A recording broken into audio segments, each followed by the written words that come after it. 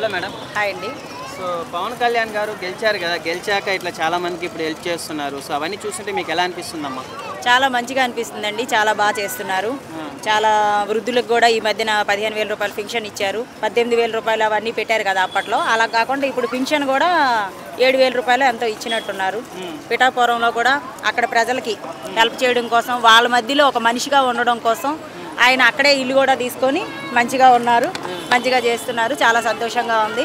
ఇంకా ప్రజలకు మంచి చేయాలని కోరుకుంటున్నాం. అలాగే గెలిచిన తర్వాత కూడా ఆయన గర్వంగా ఫీల్ అవ్వకుండా చక్కగా ప్రేమతో వాళ్ళ అన్నయ్య గారి దగ్గరికి, చిరంజీవి గారి దగ్గరికి వెళ్ళి మంచిగా కాళ్ళ మీద ఆశీర్వాదం కూడా తీసుకున్నారు.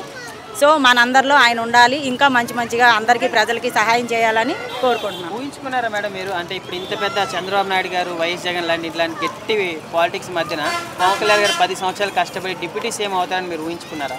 ఊహించుకోలేదండి యాక్చువల్గా. అంటే అందరిలాగే మేము కూడా జగన్ గారు ఎంతో చేశారు కాబట్టి ఆయనే వస్తారని ఎక్స్పెక్ట్ చేశాము. కానీ అనుకోని రీతిగా దేవుడు కరుణించి పవన్ కళ్యాణ్ గారు వచ్చారు.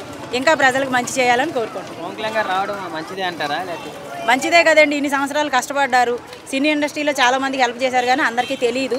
సో ఇప్పుడు ప్రజలకి బయటకు వచ్చి చేస్తున్నారు కాబట్టి సంతోషం. ఇంకా మంచిగా చేయాలని కోరుకుంటున్నాం. అదే గెలిచినప్పుడు ఆయన వచ్చి మోడీ ముందర చిరంజీవి గారిని అట్లా రెస్పెక్ట్ ఇవ్వడం, ఇవన్నీ మీకు ఎలా అనిపించిందండి స్టేజ్ పైన? ఇప్పుడు మనందరమే మనుషులమే. ఆయన ఎంత పెద్ద స్టార్ అయినా కానీ నేను ఒక మనిషిని అనేటట్టుగా, సమాజంలో నేను ఒకడిని అనేటట్టుగా ఆయన గౌరవంగా ఎలా ఉండాలో ఆ రీతిగానే ఉన్నారు. ఎప్పటికీ అలాగే ఉంటారు ఆయన. పిఠాపురాన్ని ఇంటర్నేషనల్ లెవెల్లో డెవలప్ చేస్తా అని చెప్పారు. సో అది మీకు ఎలా అనిపిస్తుందమ్మా? చేస్తారు, ఇప్పుడు చేశారు, ఇంకా చేస్తారు. పిఠాపురం అంటే యాక్చువల్గా ఎవరికి తెలియదు ఇదివరకు. ఇప్పుడు పిఠాపురం ఎమ్మెల్యే తాలూకా అని ఇలా కాలర్ ఎగరేస్తున్నారు అందరూ. సో ఇంకా ప్రజలకు మంచి చేశారు, ఇంకా చేస్తారు అని నమ్మకం.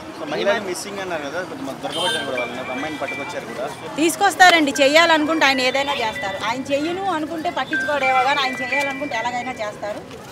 గెలిచిన వెంటనే ఒక అమ్మ వచ్చి ఇట్లా మా బాబా కనపడలేదు అంటే 9 రోజుల్లోనే ఎతికి పట్టుకున్నారు పవన్ కళ్యాణ్ గారు. అది ఎలా అనిపించిందమ్మా? అదే కదా పవన్ కళ్యాణ్ అంటే, పవర్ స్టార్ అంటే అదే మరి.